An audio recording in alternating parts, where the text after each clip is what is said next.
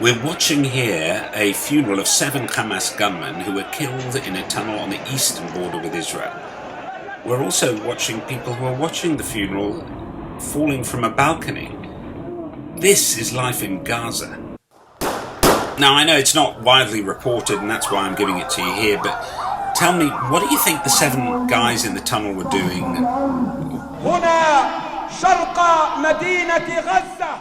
From here, from the east of Gaza, there are heroes who are digging in the rocks and building tunnels, and also in the west of Gaza, there are heroes testing rockets every day and every morning.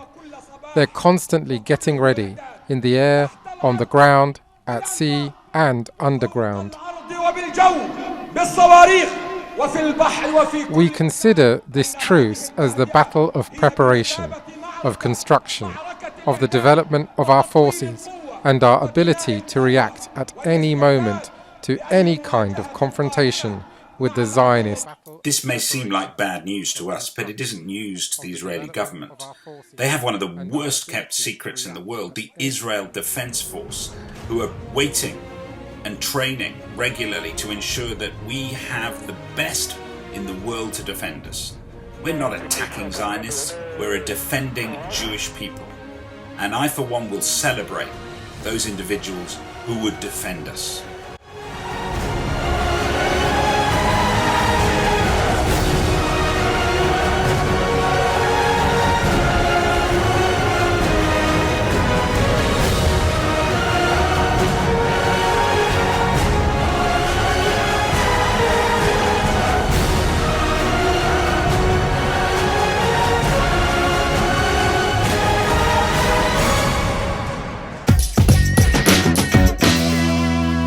Now, there are those who are watching who would believe that Palestinians and Jews can never live and work together.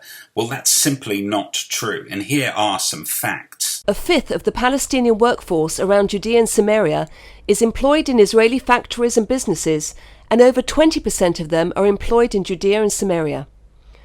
Around Judea and Samaria, there are 14 industrial areas with 800 factories and Israeli businesses which employ 22,000 Palestinians. Yeah, my guess is those 22,000 workers aren't really interested in Hamas trying to blow up Israel, because Jews are really great employers. They're good businessmen, and they recognise good employees when they see it. Are you Jewish, 18 to 26, and want a 10-day trip to Israel for free?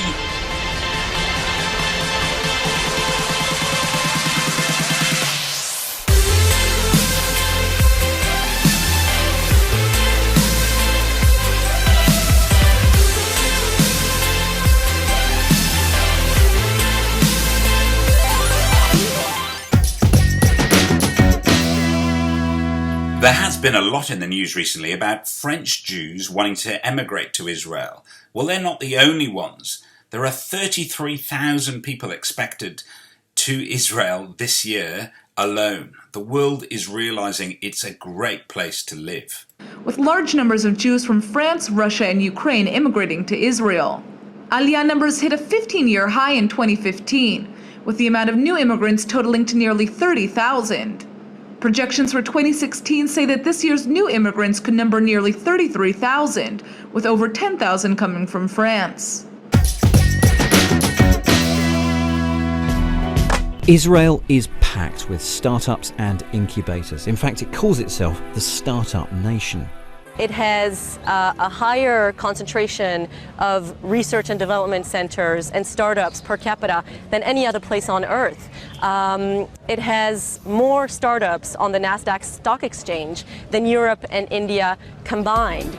There are people coming from all over the world to experience Israel because they know that's where technology will advance in the 21st century, and they don't want to miss it. I'm a Chinese. I'm doing my MBA program. New technologies that really can be called breakthroughs. There are a lot of successful investment bankers. So that's a pretty amazing place for me to do a business degree. On this journey to understand how and why Israel is called the Startup Nation. you want to go somewhere in the world, you can find the top minds in certain fields. Israel is one of those places in the world. Here you really get the chance to take a glimpse at the entrepreneurs and at the companies that are actually building all these disruptive technologies and really are driving the change. The lecturer for the Startup and Innovation, the Israeli model. My normal job is actually innovation manager for a large aerospace company. We have developed a unique ecosystem here that is worthwhile learning about. Technology so they can use seawater for their water. The visit yesterday to Iraq is very interesting. The most interesting visits were where we went to see the former chief scientist, Ona Berry. She is a very powerful woman. For me, it just re-emphasized that women can do it.